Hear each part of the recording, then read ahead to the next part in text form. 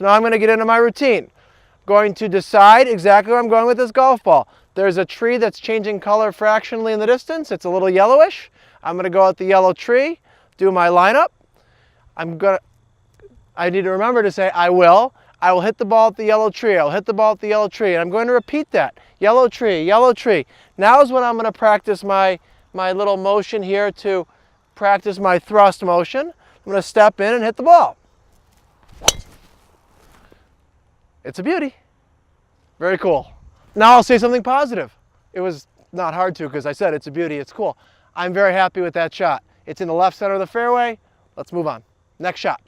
Now we're playing a par 5 and I've actually driven my ball so well that it went through the fairway by about 5 or 6 yards. It's a pretty hard dog leg to the right, about 520 yards. I've driven it about 280 and now I have 240 left to the pin. Now I can get to the green, but the challenge that lies in front of me is I have some overhanging branches. The fairway's right there, but these branches hang over. So I would either have to know to hit a 3-wood off the tee next time, or I'm going to show you how to deal with the situation based on what I have.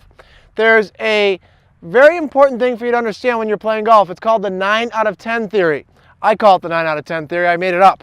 And it's to play a shot you can play 9 out of 10 times. It does not matter to me whether you're on a par 5, a par 4, you perceive the hole as easy or difficult, whether you're under par for the day, over par for the day, whether you're playing your best or worst round. It doesn't matter. Pretend you've been dropped out of a plane and you are right here.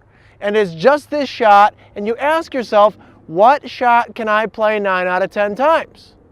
I know I can take out my 3-wood and choke up on it a little bit and get it up toward the green 5 times, 6 times out of 10, but I may hit these branches, which may ricochet the golf ball.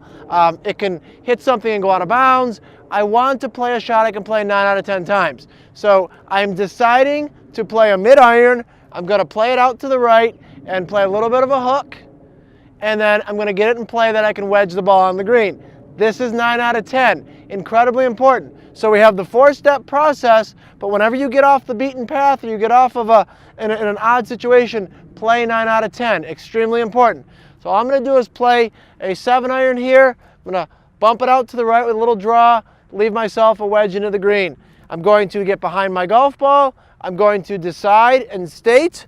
I will hit my ball toward the tree, and there's a tree in the distance I'm going to aim at. I'm going to draw it, and then I'm going to rehearse my motion and then hit the ball. So to draw the golf ball, I want to have the club working a little bit out to the right. The ball spins the opposite of my swing direction. So if I swing a little bit from the inside out to the right, the ball will draw. That's what I'm going to rehearse. Decide, rehearse, get in there and whack it. Ball's drawn in toward the fairway a little bit. It's probably on the edge. I'll have a wedge in. I'll say something positive. I did what I wanted to. Good shot. Next shot. All right, I'm 100 yards from the green. Now I need to bring out a different rehearsal because my driver was to do that thrusting motion. My iron rehearsal on my sheet here, it says hands ride the belt, just like we talked about earlier. So as far as hands ride the belt, what I'm trying to do here is I'm trying to keep my hands into my body on the downswing and have them feel like they're riding along my belt going to the left as I swing. So that keeps me with an inside path and good body rotation. That's what I've decided to do. Now my target's going to be a little left of the pin. There's actually a ball washer for the next tee that's back there.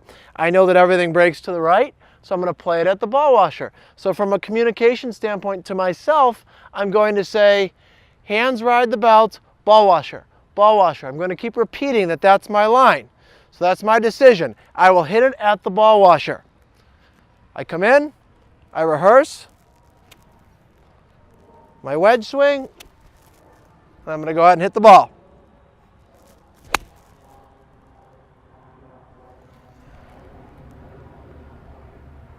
Don't know whether you can see it or not. It's about 10 feet from the hole. Well done. I'll say something positive now. I hit it solidly. I'm happy with that shot. Next shot. You'll notice to this point we've done the same 4-step process the whole entire way. We're going to do the same thing on the green. Just because I have a putt doesn't change anything. Now, my putting thought process is constant grip pressure.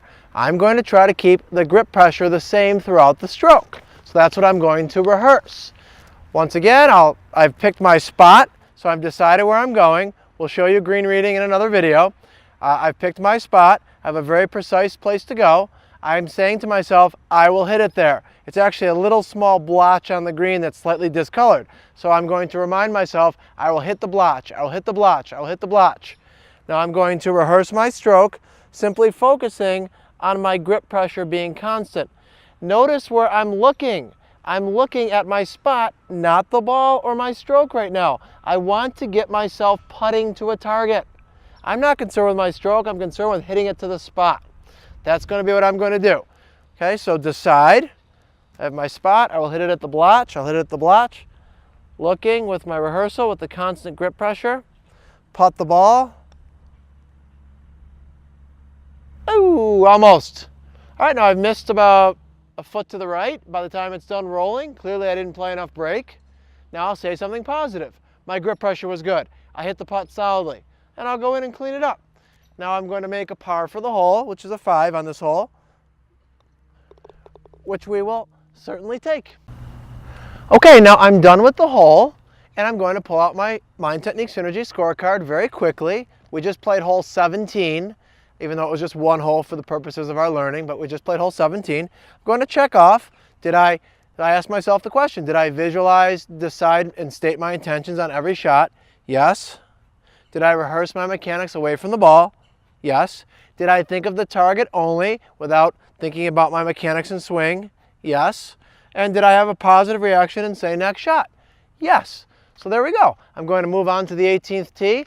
I'm going to leave this one behind me, and I'm going to say next hole. Now it's the next series of independent situations or scenarios for me to tackle.